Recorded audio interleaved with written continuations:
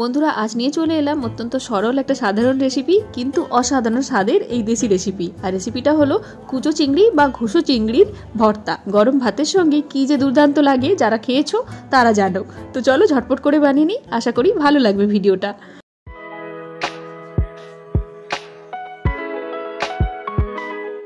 তো প্রথমেই নিয়ে নিয়েছি খানিকটা ঘুষো চিংড়ি বা কুচো চিংড়ি যাই বলো না কেন। তো এগুলো তো বাছাবাছি করতে যাওয়া মানে বোকামো। তো এগুলোকে ভালো করে ধুয়ে নিয়েছি। আর এই যে এদের ডালপালাগুলো আছে এগুলো কিন্তু ভাজার সময় সবই চুয়ে যাবে, মানে থাকবেই না কিছু ভাজার পরে। তো এটা বাছাবাছি যারা করতে চাইছো তারা মানে বোকামোই করছো বলতে পারো।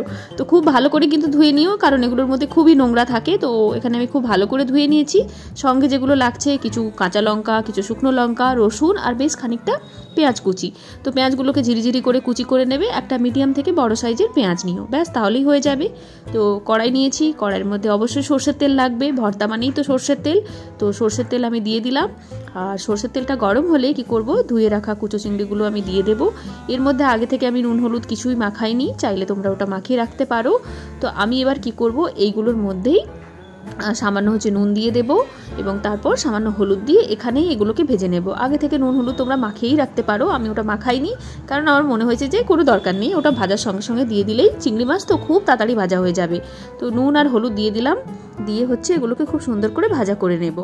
আর ভাজাটা অবশ্যই একটু মুচমুচে করে করো, তাহলে খেতে কিন্তু খুব ভালো লাগবে। তোরা এই মাছগুলো ভাজা হতে একদমই কম সময় লাগবে। ইনফ্যাক্ট রান্নাটা হতেই বেশি সময় লাগে না, ওই মেরে কেটে 10 মিনিট, তার বেশি কিন্তু আর লাগবেই না। আর যতটা সহজ সরল রেসিপি না ততটাই হচ্ছে এটা টেস্টি। যারা মোটামুটি এই ছোটো চিংড়ির ভর্তা খেয়েছো তারা জানো কি দারুণ স্বাদ হয়। আর দেখো কথায় কথায় চিংড়িগুলো এরকম সোনালি রং হয়ে যাবে একদম, মানে ভাজা তো হয়েই গেছে, কিন্তু আমি এটাকে আরও মুচমুচে করে ভাজা করে নেব, যাতে করে এটার স্বাদ আরও দ্বিগুণ হয়ে যায়। চিংড়ি মাছ এরকম মুচমুচে করে খেলে যখন মুখের মধ্যে আসবে না, কি যে ভালো লাগবে। মানে সব খাবার একদিকে আর এরকম দেশি খাবার আর একদিকে। আর ওই যে বলছিলাম এর যে ডালপালাগুলো আছে, মানে হাত পাগুলো ছিল চিংড়ি মাছের, সেগুলো তো আমরা আলাদা করে ফেলিনি, সেগুলো দেখো সব এখন নেই, মানে ওই তেলের সঙ্গে ভাজাই হয়ে গেছে বলতে পারো। তো এখন এটাকে ঠান্ডা হতে দেবো। আর ওদিকে আর একটা কড়াইয়ের মধ্যে কি করছি, মানে প্যানের মধ্যে খানিকটা সর্ষের তেল নিচ্ছি।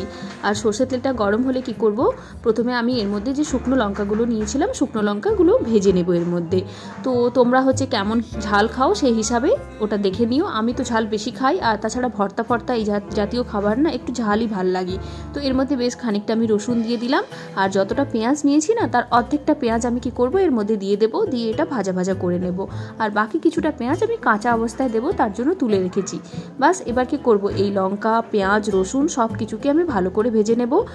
আর খুব বেশি একদম মানে ক্রিস্পি বেরেস্তা করতে হবে না, বেশ একটু ভাজা হলেই হয়ে যাবে। তো দেখো এখন ভাজা হয়ে গেছে।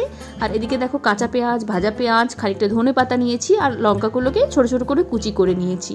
এবার দেখো আমরা যখন মানে ভিডিও না করার জন্য যদি বানাতাম, তাহলে হাত দিয়েই এই চিংড়ি মাছগুলোকে মাখিয়ে নিতাম। যেহেতু তোমাদের জন্য দেখাচ্ছি, বা হয়তো অনেকে হাত দিয়ে মাখাটা কমফোর্টেবল হয় না, তো সেই সব কথা ভেবেই এটাকে আমি মিক্সিতে মাখছি।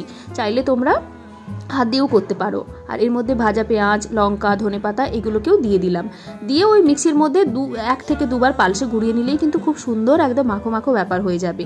আর আমি কি করেছি, খানিকটা তোমার চিংড়ি মাছ তুলে রেখেছি, মানে এখনও গোটা অবস্থাতেই তুলে রেখেছি। পুরোটা একদম মাখা মাখা মানে এরকম হয়ে গেলে না ঠিক ভাল লাগে না খেতে, তখন মনে হয় কীরকম একটা হয়ে গেছে, মানে কাদা কাদা ব্যাপার হয়ে গেছে।